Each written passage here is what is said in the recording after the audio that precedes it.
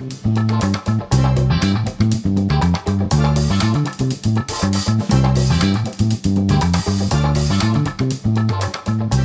à tous.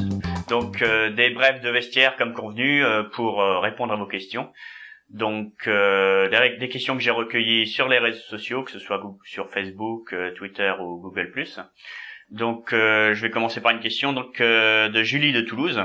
Donc est-ce que tu vas parler de natation sportive en piscine ou en eau libre dans les prochains épisodes, ou prévois-tu aussi de parler de water polo?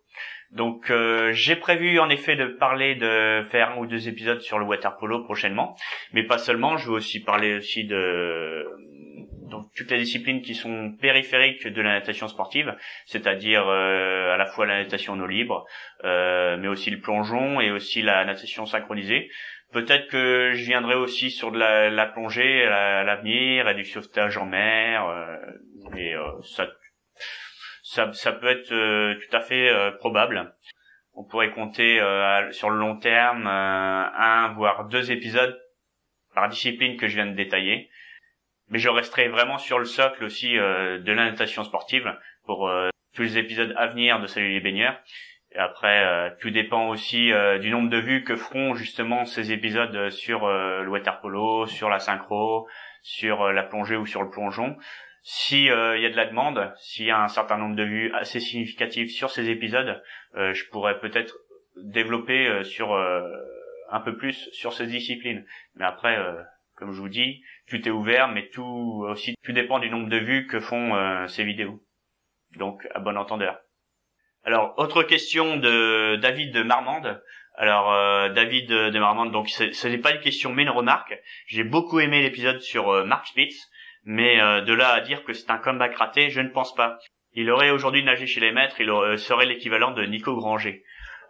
Certes, bon, un petit clin d'œil à Nico Granger au passage. Il faut faire attention. Donc le titre de l'épisode sur Mark Spitz s'appelle le comeback raté de Mark Spitz. Il avait prévu justement de revenir à la compétition en se qualifiant pour les JO de Barcelone en 92, mais c'était son objectif et il a échoué dans son objectif. Donc c'est de là à dire que voilà, c'est un comeback raté parce qu'il a échoué dans son objectif de se qualifier pour les JO de Barcelone. Oui, c'est clair que c'est un peu rabaissant, mais ça n'enlève rien à toute la carrière qu'il a connue justement, notamment pendant les JO de Munich en 72. C'est un très grand nageur et c'est peut-être même le deuxième plus grand nageur de tous les temps après le désormais Michael Phelps. Et après, savoir ce qu'il aurait valu en étant chez les maîtres de nos jours. Il faudrait voir. Je sais pas de quelle année il est, mais avec sa catégorie, le temps qu'il faisait sur le 50 papillons, faut voir s'il arriverait aujourd'hui à avoir un titre mondial chez les maîtres. Faut savoir aussi qu'aujourd'hui, chez les maîtres, les masters comme on dit, c'est devenu un niveau assez relevé aussi. Hein. Je tiens à le préciser, n'est-ce pas, Monsieur Granger? Donc question suivante de Laetitia Darras qui me demande combien de personnes on est pour réaliser justement la chaîne Salut les baigneurs. Bon, c'est une bonne question, à savoir que question simple, réponse simple. Je suis vraiment tout seul à réaliser tous les épisodes de A à Z, c'est-à-dire à l'écriture, au tournage, au montage. Et donc vous pouvez bien voir que je peux pas être spécialiste dans tout. Je suis pas non plus vraiment comédien, vous avez pu le remarquer. Bon, j'essaie de placer quelques tranches d'humour dans chaque épisode.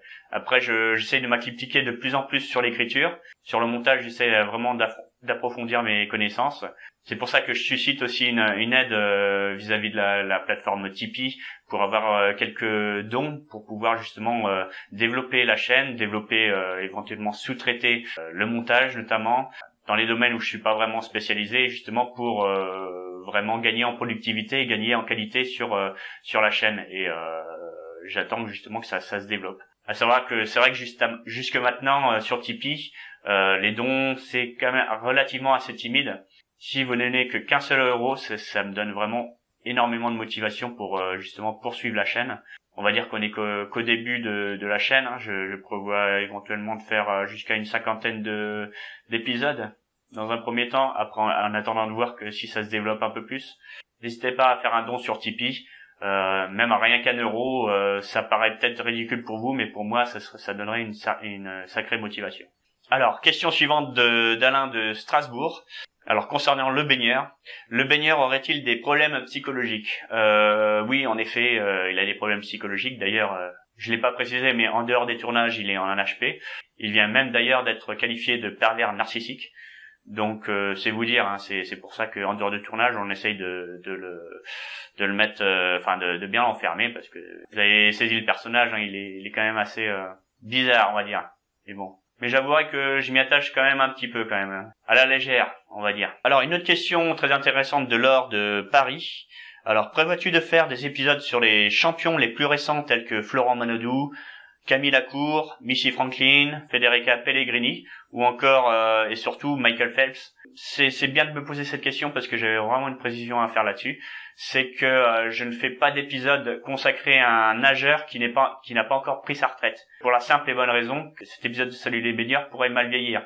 C'est-à-dire que si par exemple je fais aujourd'hui un épisode sur Florent Manodou, et que cet été au JO de Rio, il nous claque pas mal de titres, ça fait que j'aurai une vidéo sur lui qui serait incomplète parce qu'il aura encore plus étoffé son palmarès, et voilà, il faudrait que je refasse à nouveau une vidéo sur lui pour faire ce qu'il a fait en plus de ce que j'ai raconté sur sa vidéo précédemment. Donc c'est pour ça, je me dis, j'ai une certaine politique là-dessus.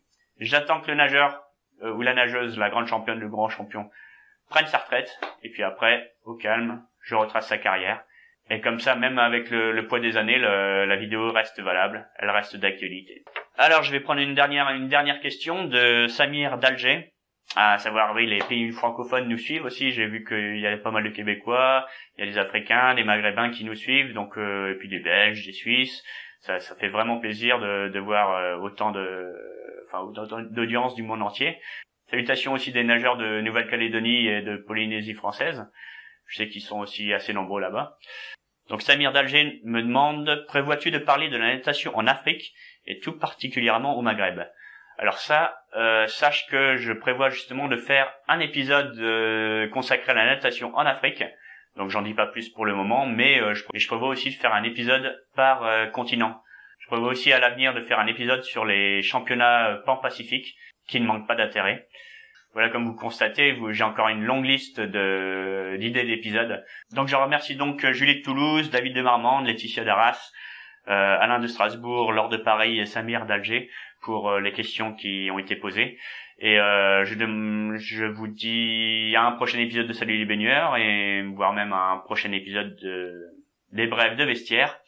Donc n'oubliez pas, si vous voulez soutenir la chaîne, ce serait vraiment le bienvenu. Vous avez Tipeee pour ça. Et sinon, pour suivre la chaîne sur les réseaux sociaux, Facebook, Twitter, Google+. Et si vous n'êtes pas encore abonné à la chaîne, c'est ce bouton ici. Et n'hésitez pas aussi à consulter le site de salutlesbaigneurs.com. Vous y trouverez des quiz natation dessus. Donc n'hésitez pas à tester vos connaissances. Et vous dis à la prochaine.